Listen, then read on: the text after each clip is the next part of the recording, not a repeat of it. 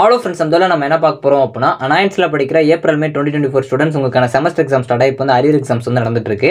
இன்னைக்கு பாத்தீங்க அப்படினா M1 பேப்பர் வந்து காலையில முடிஞ்சிருக்கும். அந்த क्वेश्चन எப்படி வந்திருக்கு அப்படிங்கறத பார்க்கலாம். சோ அதே மாதிரி நாளைக்கு பாத்தீங்க அப்படினா CY3151 இன்ஜினியரிங் கெமிஸ்ட்ரிக்குரிய அரியர் எக்ஸாம் இருக்கும். இந்த எக்ஸாம்ல நம்ம எப்படி ஒரு சம்பவம் பண்றது அப்படிங்கறத பார்க்க போறோம். சோ நீங்க ஈஸியா வந்து பாஸ் ஆகலாம். இந்த வீடியோ ஃபுல்லா பாருங்க. கண்டிப்பா உங்களுக்கு ஒரு சின்ன டிப்ஸ் அண்ட் ட்ரிக்ஸ் சொல்லியிருக்கேன். கண்டிப்பா நீங்க பாஸ் ஆவீங்க. இந்த வீடியோ ஃபுல்லா பாருங்க. சோ வாங்க வீடியோக்குள்ள போலாம். ஓகே फ्रेंड्स, ஃபர்ஸ்ட் எடுத்தன பாத்தீங்க அப்படினா அனாயன்ஸ்ல படிக்கிற ஏப்ரல் மே 2024 ஸ்டூடண்ட்ஸ் உங்களுக்கான அரியர் எக்ஸாம் பாத்தீங்க அப்படினா இப்ப நடந்துட்டு இருக்கு. இன்னைக்கு காலையில பாத்தீங்க அப்படினா M1 matrix and calculus paper வந்து முடிஞ்சிருக்கும். சோ இந்த பேப்பர் பொறுத்த வரைக்கும் ஈஸியா தான் வந்து கேட்டிருந்தாங்க. சோ நீங்களே ஈஸியா வந்து கேட்டிருந்தாங்க அப்படிங்கிற மாதிரி பாசிட்டிவா சொல்லிருந்தீங்க. சோ நம்ம நேத்தே சொல்லிருந்தோம் கண்டிப்பா பாஸ் ஆறோம் அப்படின்னு சொல்லிட்டு. சோ இன்னைக்கு எக்ஸாம்ல எல்லாரும் பாஸ் ஆவீங்க அப்படின்னு நினைக்கிறேன். சோ இன்னைக்கு எக்ஸாம் எப்படி பண்ணிருக்கீங்க அப்படிங்கறத மறக்காம கமெண்ட் பண்ணுங்க. நம்ம கமெண்ட் டாப்லயும் பாத்தீங்க அப்படினா காலையில எக்ஸாம் வந்து ஈஸியா வந்துருச்சு மேட்ரிக்ஸ் அண்ட் கால்குலஸ் அப்படிங்கிற மாதிரி சொல்லிருந்தீங்க. இந்த எக்ஸாம்ல பாஸ் ஆயிரும் அப்படிங்கிற மாதிரி தான் பாசிட்டிவ் வோட் பண்ணிருந்தீங்க. சோ நாளைக்கு உங்களுக்கு இன்ஜினியரிங் கெமிஸ்ட்ரி எக்ஸாம்ஸ் வந்து இருக்கு. சோ இதுல நீங்க கண்டிப்பா பாஸ் ஆவீங்க. CY3151. சோ இது வந்து உங்களுக்கு அரியர் பேப்பர் இருக்கும்.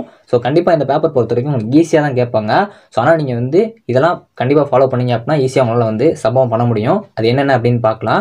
சோ ஃபர்ஸ்ட் நீங்க இப்போ ஒரு பைக் ஓட்ட போறீங்க அப்படினா சோ நீங்க நியூட்ரல்ல போட்டு வண்டியை ஸ்டார்ட் பண்ணீங்க அப்படினா வண்டி மூவ் ஆகுது அதே இடத்துல தான் இருக்கும். அதே மாதிரி நீங்க எந்த அளவு படிக்கீங்களோ அத பேப்பர் பிரசன்டேஷன்ல கரெக்ட்டா நீங்க பண்ணல அப்படினா உங்களுக்கு அதே அரியர்ல தான் இருக்கும். சோ பாஸ் ஆக முடியாது. சோ அத படிக்க கூடாதுன்னு இல்ல, படிச்சதை கரெக்ட்டா பிரசன்ட் பண்ண பார்க்கணும். ஃபர்ஸ்ட் பிரசன்டேஷனுக்கு நல்லா வந்து ஒரு ஐடியா வச்சுக்கோங்க. ஏன்னா இவ்வளவு நாள் நல்லா படிச்சிருப்பீங்க. இல்ல இன்னைக்கு எக்ஸாம் எழுதிட்டு வந்து இந்த இருக்க டைத்துல நல்லா படிப்பீங்க. நாளைக்கு எக்ஸாம் ஹால்ல போறதுக்கு முன்னாடி பிரசன்டேஷன்லாம் நல்லா யோசிச்சு வச்சுக்கோங்க.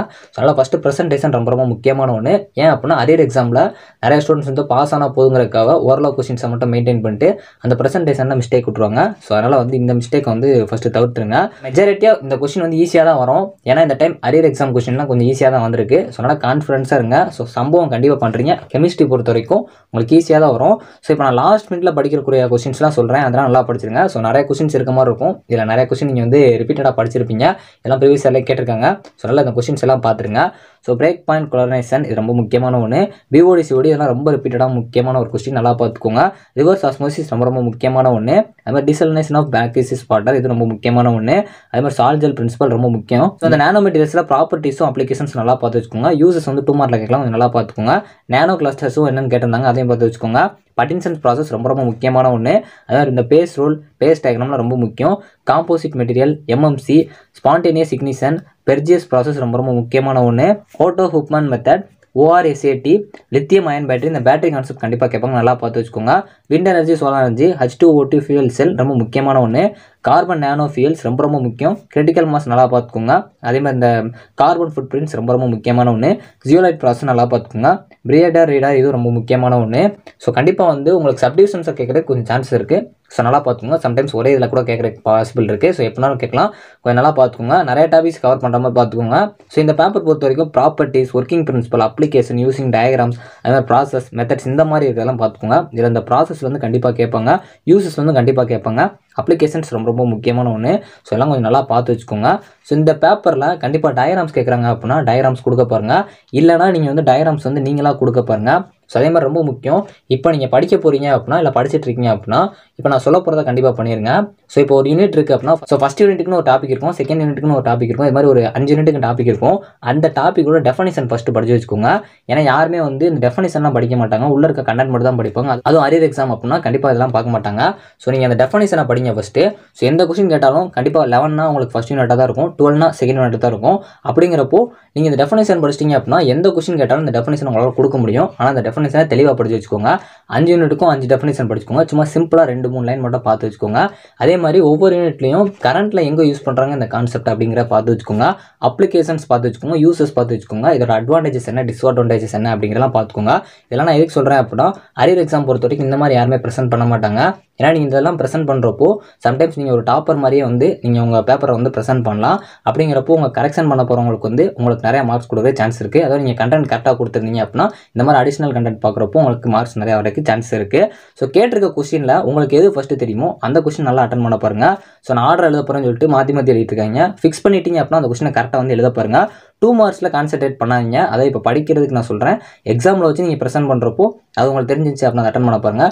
இப்போ உட்காந்து லாஸ்ட் மினிட்ல பிக் கொஸ்டின்ஸ்லாம் நல்லா கவர் பண்ணிவிட்டு அதிலே 2 மார்க் வர மாதிரி பாருங்கள். ஸோ 2 மார்க் மட்டும் தனியாக உட்காந்து படிச்சுட்டு இருக்காங்க, ரெண்டையுமே மிக்ஸ் பண்ணி படிங்க. அதாவது லாஸ்ட் மினிட்ல இப்போ அரியர் எக்ஸாமுக்கு நீங்கள் உட்காந்துட்டு இருக்கப்போ நான் சொல்கிறேன். அதே மாதிரி அரியர் மாதிரி ப்ரெசென்ட் பண்ணாமல் ஸோ நார்மலாக நான் சொன்ன மாதிரி அட்வான்டேஜஸ் டிஸ்அட்வான்டேஜஸ் அந்த மாதிரி அந்த டெஃபனிஷனு யூசேஜ் இந்த மாதிரி கொடுங்க.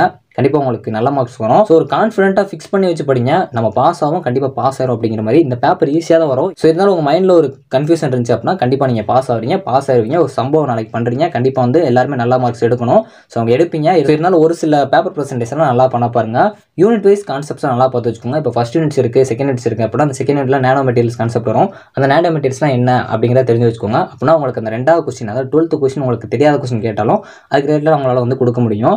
ஸோ கரண்ட்டில் எங்கே யூஸ் பண்ணுறாங்க பார்த்துக்கோங்க. அனெக்ஸரில் கரெக்டாக வந்து ஃபில் பண்ண பாருங்க.